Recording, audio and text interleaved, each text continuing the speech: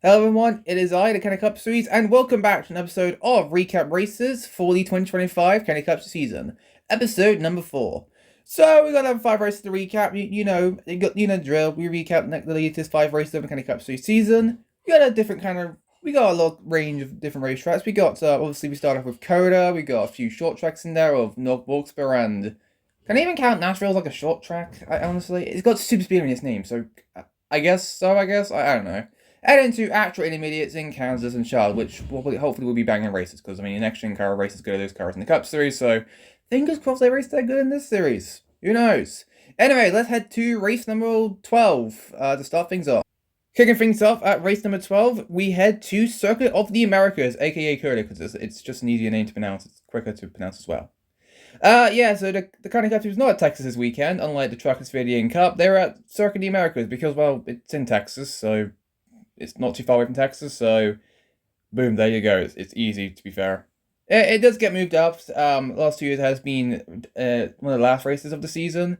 It kind of split time the F1 race, kind of like a partnership deal for the last 2 years. F1 kind of cup doubleheader. Unfortunately, this year they had to move it up to race 12 because I don't know why they didn't move to race 12, honestly. Anyways, onto the race itself. Alistair Prescott, the defending champ, finally picked up his first win of the season in pretty dramatic fashion. Had to hold off Evie Williams at the end, who, for the third time this year, has finished runner-up at a road course. How does she keep doing this? Seriously. This one I think was more heartbreaking. Got to the bumper coming off the last corner, and they were side by side racing to the line. And in the 5th photo finish this year? This time Alice Prescott got it done, so congrats to him. Though it didn't come without a little bit of controversy. On the stage 3 restart, Xander Padfoot, who had been the dominant car of the day, kind of crossed-road with Alistair. Both of them made contact, spun Xander around, slamming into the outside, inside wall. Curtis wheels are so kind of confusing. I'm gonna say outside wall because why not? So unfortunately, Xander Padfield, the king at road courses, unfortunately, kind of had one of those rare DNFs. So, top out for Paddy right there. This could mean good points for him, but, unfortunately, it was not meant to be for him. And, Leo O'Hearn's DNF too. He brought a caution for stalling on the racetrack. His car just stopped on the racetrack in, like, the S's, so, yeah, he DNF'd too. Separate for Leo. And again, it's Rick Red car. What else do you need to say? And also, Megan Bell also had some issues too. Just to let you guys know, they did race the new configuration at the Cup Xfinity and Trucks at the Cup Xfinity raced a few months back. They did the same thing here today with the Kenny Cup cars. And Megan Bell kind of got confused on how to get out the race, go back onto the main racetrack because she kind of got into the grass, spun it around, slammed into the inside wall. Did go behind the wall, but did get back on the racetrack, though finished 19 laps down. So the bad year for Megan Bell continues on. If you other drivers, as for the other drivers, top finishing, Alfie Lyons surprisingly finished third. A very good performance for him in his third start at a road course in the Cup Series, finishing P3, not bad. Riley Pope, another road course king, good finish in 4th, made his spot in the top 5 and 5th. Abigail Pedlin 6th, Ashley Hickman 7th, Ashton Jackson 8th, Lewis Norman and Jake Hodgkins ran in the top 10. Finally, some good luck for RFK at last. Thank goodness, this team was struggling to find some speed and thankfully got some speed in this race, finishing 9th and 10th respectfully, so good runs for them. Other known finishes, 2 drivers who kind of struggled this race, Kevin Perkins and Gracie Jackson.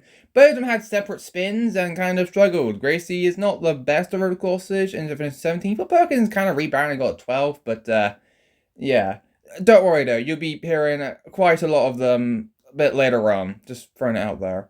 Darius Zamel replacing Rob Wilson after his back injury at the following race at Talladega. Ended up finishing a pretty strong 14th.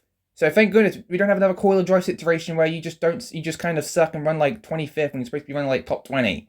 Thankfully, Darius got it done in the 14th. So Darius shows she's had some talent. She can do pretty well in the top equipment. And I will say she was running around the top 10 as well. So shout out to her. Maybe I'm just saying, one of these bigger teams, maybe give her a call. Maybe this road course ringer here, maybe is a better driver than you think. Who knows?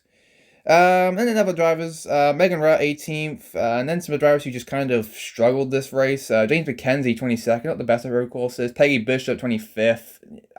She and Coda just never get along, honestly. Every time we come to Coda, she always struggles or just kind of gets racked out. So Top break for Peggy. Lewis Goodrum, of course, always shows at these types of road course races for some reason. Erwin Howe's doing Erwin Howe's stuff this year. She's struggled to even find any kind of speed. Alfie Cox also struggled, finished 35th. He got spun out on the last restart. Floated all the way down to 35th, so top break there for Alfie. Not a finish he would have wanted. And then everyone else, just some kind of just back mark as you usually expect to see. One driver I do want to shout out to Harriet, who might have finished 21st in a Venturini Motorsports car. Shout out to her. She's pretty good at these road courses too, and again a strong 21st. I think that's our best career finish as well. So congrats to Harriet.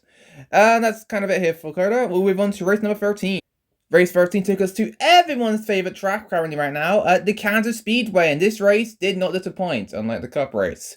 James McKenzie finally, after 4 seasons and his 121st start, I believe, finally picked up his first career County Cup Series win at long last after just heartbreak after heartbreak, especially Talladega. That was definitely the most heartbreaking I think I've ever seen him. So thankfully 2 weeks later he would pick up his first career County Cup Series win. It didn't come, I wouldn't say controversy. He didn't have to battle for it though. Ashley Hickman, who was the quickest car all race long, the fastest car race long, unfortunately found himself in trouble, battling side by side McKenzie for the race lead, lost it on the inside, brought up the last caution of the day. She would have recovered to finish a pretty strong 14th, but obviously she would have loved to win this race. I mean, Ashley is really good at Kansas, so kind of sucks to see her kind of struggle finally. So we're probably good for the rest of the field. Finally a new winner at Kansas, but on Ashley standards, not so much.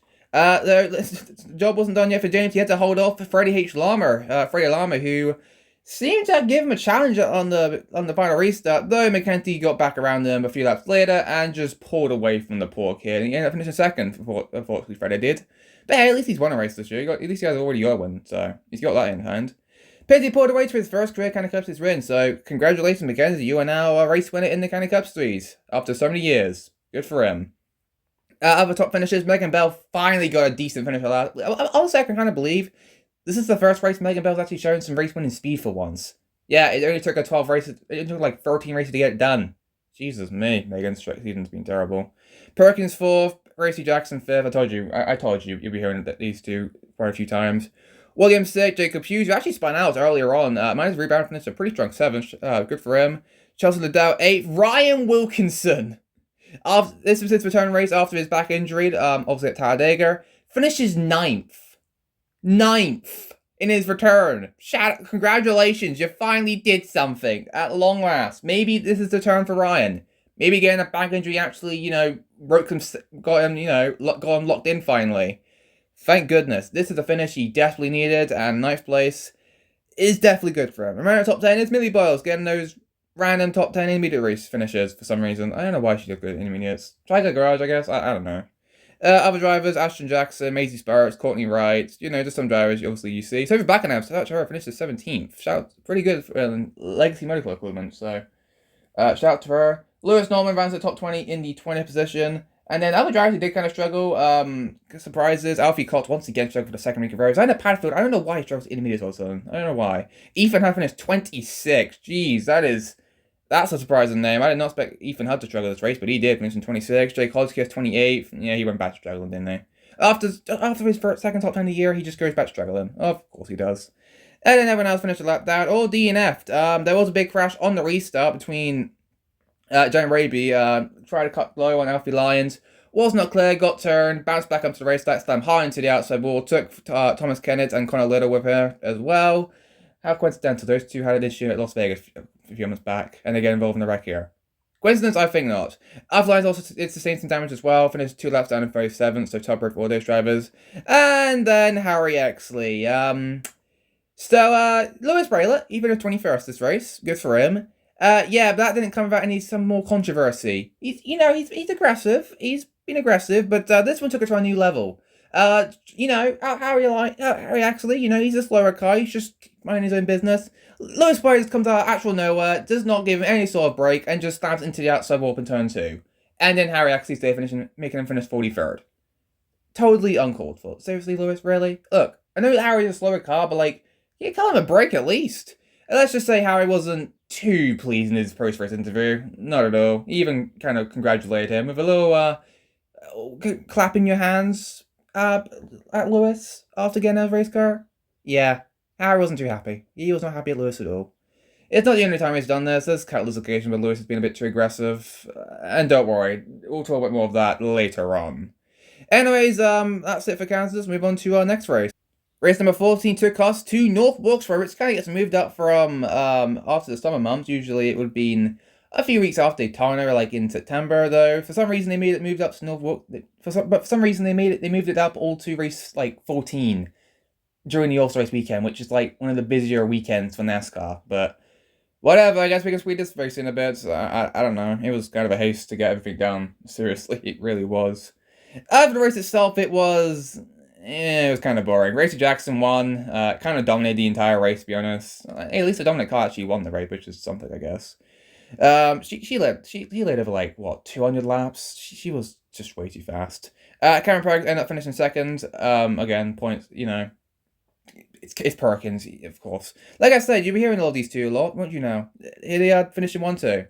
And don't worry, that won't be the last time they finish 1-2 in the race, I'll tell you that.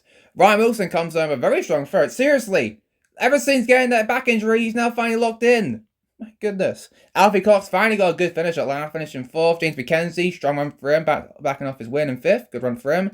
Lewis Goodrun, always good at the short tracks, comes home sixth. Down to Padfield seventh. Jacob Hughes eighth. Olivia Saxton ninth. What a performance from her. And that was not just by strategy. She qualified around 16th and ran her way into the top 10. She was legitimately a top 10 car the entire race. Shout out to Olivia. Something you don't see out of some smaller teams. Okay, Junior West was not a small team, but like, that kind of a mid-pack team. Olivia showing them some muscle in here in 9th position, so shout out to her. Right in our top 10 is Courtney Wright. You have a lot, Chelsea, Alistair, Jake, and Ethan Hard. Last couple drivers on the lead lap, but everyone else finished a lap down this race, from Abigail Pennant on back. There were a few drivers DNF'd. Peggy Bishop got dumped on a restart by Lewis Goodrum. Though I'm going to cut Lewis some slack there, as Peggy did kind of cut down low on him, so you can kind of blame it on Peggy, really, for DNFing, but yeah, she ended up finishing 42nd this race, tougher for Peggy. And Guy Scholes would also DNF. He got looped around, I believe, off the bumper of... I think it was Katie Bowers, maybe, he kind of cut down on, and slamming into the inside wall on the front straightaway. Ended his day early, so tough rate for him. After your instance, Evie Williams got spun around on the back straightaway, battling hard with Alfie Lyons. Ended up finishing 29th, kind of an uncharacteristically day for Evie. Ashley Aikman also finished 31st. She got speed in penalty lane this one. Ended finishing 3 laps down, unfortunately. Something, again, you don't see out of Ashley. Maisie 24th, Megan Bell, just some drivers who just did not find any sort of speed this race and really struggled to find any sort of position. This was track position race, definitely, and those girls did not find any sort of track position. And of instance, well, Katie Barrows, yeah, she got spun out too by Lewis Norman. Though by further expression, it was Lewis Braylett who got into the back of Lewis Norman, who got into the back of Katie Barrows, who spun her around. Of course it was Lewis Braylett, who else would it have been? That's not much to say about North Wilkesboro. This was kind of a boring race, to be honest. Let's just move on to next race. Race number 15 took us to Charlotte, and yes, stuff happened here. A lot more stuff happened.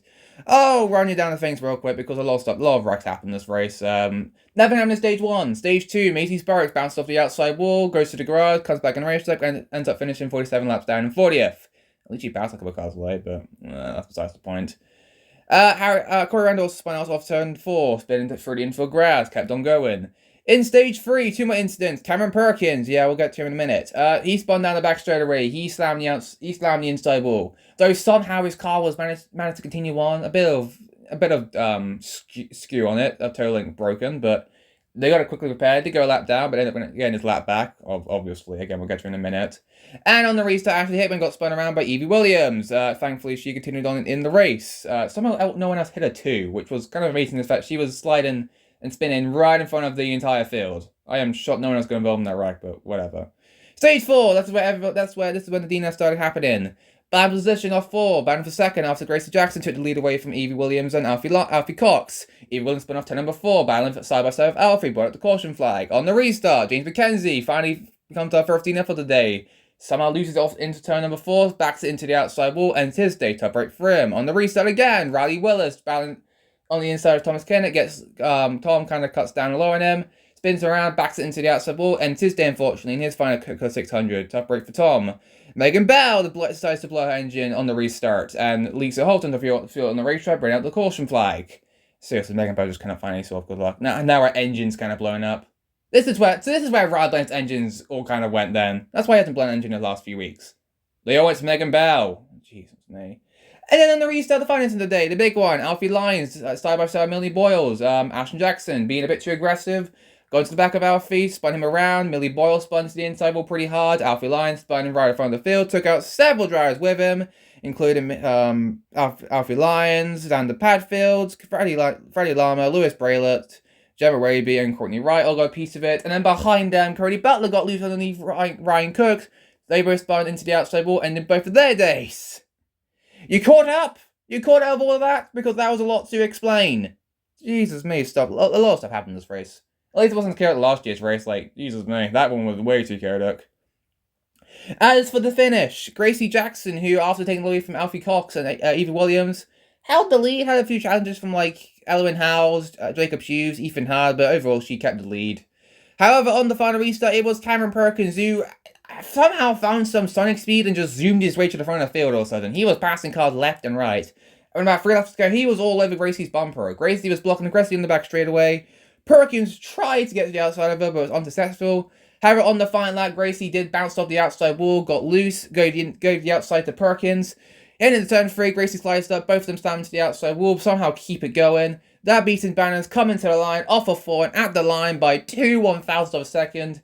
It is Cameron Perkins getting past Gracie Jackson at the end to win the Coca-Cola 600, his second Coca-Cola 600 victory. Last one came back in 2019, so good for him. And that's the race.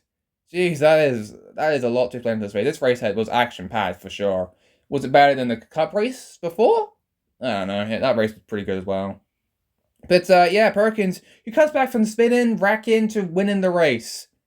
A classic Checkers and Wreckers moment, isn't it? Classic. Gracie Jackson ends up finishing second this race. And yes, Gracie and Cameron finished 1-2 again in the race. This time it's Perkins over Gracie this time. By 2 1,000ths. But yeah, Gracie heartbreaking for her, nearly 1-2 race in a row, but unfortunately she'll have to come runner-up, so top break for her. Ashton Jackson third, kind of came out of nowhere at the end, after kind of wrecking half the field in the end, but whatever. Elwyn Howes finally got a good finish at last, in fourth, at long last. The 3017 finally found some speed. Thank goodness for that. Ashley Hickman comes down to top 5 and 5th after spinning out. Great recovery from her, finishing top 5. Ethan had 6, Jacob Hughes 7, Peggy Bishop finally got a decent finish in 8th. Charles Liddell Life and Jake Oscar, shout out to him, finishes top 10. Good one for Jake.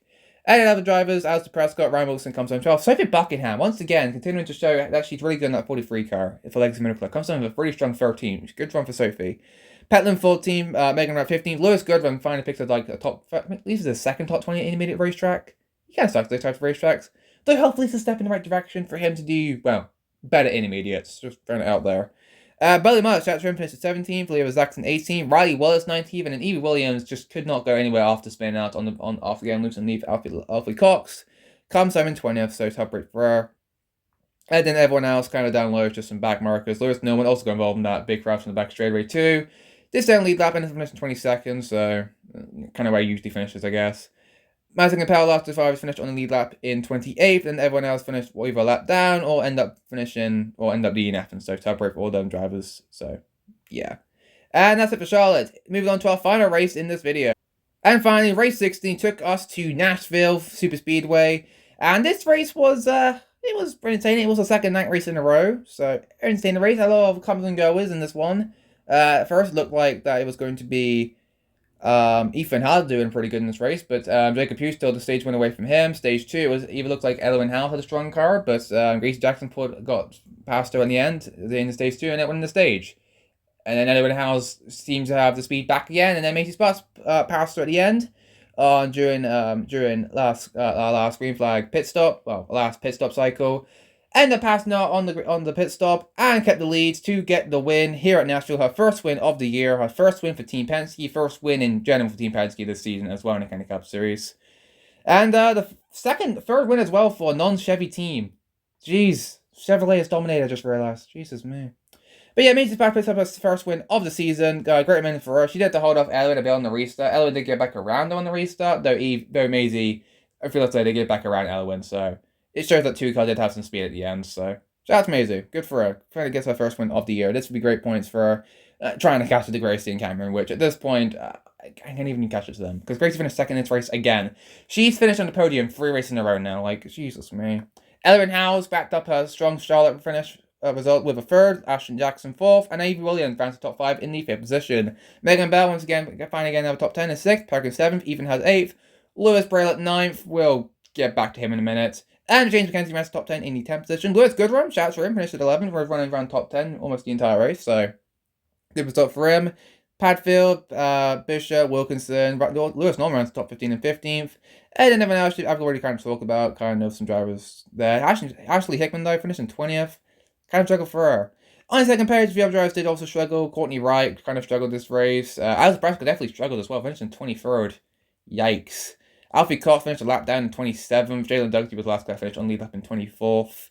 Alfie Cox just cannot catch a break at all. Charlotte definitely would have been a good race for him if he didn't get wrecked out, but unfortunately, that was not meant to be for some reason. And, yeah. A few drivers did find themselves in issues. Chelsea Liddell was the first one to go around. Some sort of tire issue or something on the race on the race on stage 2. Cut down a left rear tire, batted it, slammed the outside wall. Did go to the garage area, but did get back out on the racetrack, though she finished 78 laps down. But at least she got to 41st at the end. Bella Ford, Riley Pope at the back of the field got into it on the next restart. Bella drifted up, got into Riley. Both of them slapped the outside wall. All the steering on both of them were all kind of screwed up. Bella, especially, she couldn't even get the car to pit road and just had to stop the car on into turn number 1. So Bella's day was done. Riley Pope took his car to garage. His day was done as well. I believe it's also Riley Pope's first DNF of the year too. So damn, top break for him. And then Jacob Hughes. Yeah, this is where this Lewis Bright comes in. Lewis Bright, for the third time in this video, being way too aggressive, gets into Jacob Hughes and spins him around up in turns 3 and 4 in stage 3. He slams into Asphalt, does continue on in the race though, 11 laps down. Though he was going to remember that moment. He was going to remember Lewis Bright move for quite a while because on the last restart, bad position leaves Cameron Perkins. Jacob Hughes just kind of going his way and just kind of slid him up and let Perkins drive away. I mean, heck, he even lost the 8th position at the end to Ethan Hudd, so Jacob Hughes not having it. And let's just say when he got out of the race cars in pit road when the race was over, Jacob immediately went to Lewis Braylett and fists her up and they started fighting each other. It's like the third time Lewis is going his butt kicked by someone. First with Lennon last year, then it was Alfred Lyons last year too in the County Pro Series, and now it's Jacob Hughes. You know who Lewis Braylett reminds me of right now? Carson Hulsevod. Has a ton of talent, has a ton of speed, but makes some of the dumbest moves and the dumbest aggressive moves I've ever seen, which puts him into these type of situations. Man, honestly, why can't those two just switch wives for a week, honestly? I'm just saying. You wouldn't know who's driving their cars because both of them be driving the exact same way. How commendable of that. And that's about it for Nashville, to be honest. Nothing else to say. Maybe Spark picked up a first win at Nashville. And here are the point statins. I guess that you can call this at the halfway point of the year. I mean, technically race 18 would be the halfway point, but I'm just going to call it race 16's halfway point of the season. Again, nothing really much has changed for the points lead. Cameron Perkins is still leading the points. Like, he's still leading it. Like, he's just been that dominant this year. Gracie is still second in points, though I think she's kind of lost a few points to her, maybe 1 or 2 points to Perkins in the recent races, but she is still right there, though. She's, like, really Perkins' only challenge right now. There is one thing that did increase, though, which is the gap to third. It's over 100 points. They have over 100-point gap over third place Alistair Prescott. Like, can you even call it a battle anymore? At this rate, it's either Perkins or Gracie. Unless someone else wants to wake up and actually, you know, catch up to them in points. Which, at this rate, I don't think is happening. So, maybe after, like, the next video, we'll see if anyone can catch up to them or not. So, then we'll finally see who really will be a champion contender this year or who won't be, but whatever. Like I said, Alistair Prescott moved to 3rd in points, Ashley Hickman 4th, Maisie Spark ran top 5 in 5th last recent winner. E. Williams 6th, James McKenzie having one of his best seasons statistically in 7th. On track to have his best statistical season as well. Good, very good year so far, McKenzie. Austria in general. Well, minutes out of it, but she is starting to wake up a little bit now. Ashton Jackson moves up a ton of positions. He's now at 18 points after quietly having also consistent runs as well, along with Gracie and Cameron. Jacob True's 9th, and Peggy Bishop ranked top 10 in 10th. She has fallen back a few positions, but she is still thoroughly in the top 10 in points. Ethan Hard up to 11th. He's not 8th in points. He'll get there at some point. Courtney Wright is 12th. Rhea Lama, currently the Rookie of the Year, highest Rookie of the Year winner right now, in 13th. Chelsea 14th, Abigail Penn in 15th. Wyatt Wilkinson, despite missing one race at Coda, managed to gain positions now to 60th in points. How does that happen? How do you gain positions after missing a race? That's impressive, honestly. Then again, he did come back. He didn't finish worse than 15th, so pretty good. Good for him. Lewis Braylett, 17th, down to Padford 18th. I call this side the left side, the good side, while the right side the bad side. Lewis good mid up to 17th, up 19 points, and Alfie Cox has just been terrible this year. Honestly, those last 5 races were just not good for him. Drops to 20th in points. He's got some catching up to do now if he wants to get back in the championship hunt, or whatever championship hunt is left in him, to be honest. Megan Rout's had a pretty good year so far, currently 21st in points. She's quiet but good year for Megan. Good for her. Jake Hodgkins, Elwin Howard have moved up in points, now 22nd and 23rd in points. Finally starting to get some top 10s finally after a while, so hopefully this is a bright spot for them. Hopefully this is the turn. This is like a little turntable. Hopefully this is the turn of the turntables for them, because they desperately need it. Megan Bell also, she is 24th in points, just 24th. She has had some bad luck at all times. Bad runs, a lot of DNF to put her down to 24th in points. Is she washed? Hopefully not, but she definitely needs to improve, because please, she needs it. Alpha Lion, 25th. Again, Rookie of the Year contender. Lewis Norman moved up to 2 positions, up to 26. Millie Boyles, Riley Purr, just some drivers who just kind of struggle in that. Jane Raby, on the other hand, 30th in Joker's racing equipment. Those 5 races were just not good for her either at all. Seriously. She needs to wake up, because I'm just saying, Sophie Buckingham's contract for 2026 is kind of unknown. No one knows what she's doing. Rumors have it that she might go cup racing full-time next year.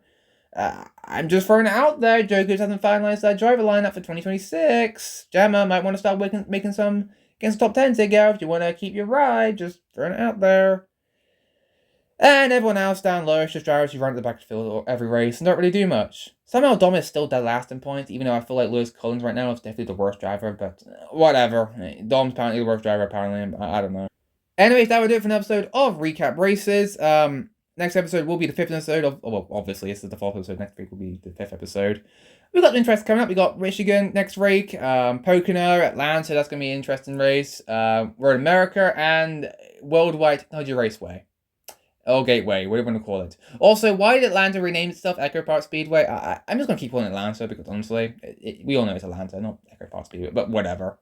However, that will be a little while longer, as there is an off week between the Michigan and Pocono weekend, where NASCAR goes to Mexico. So it's better to be a 1 week delay for this for the next recap race episode, but that's because of an off week.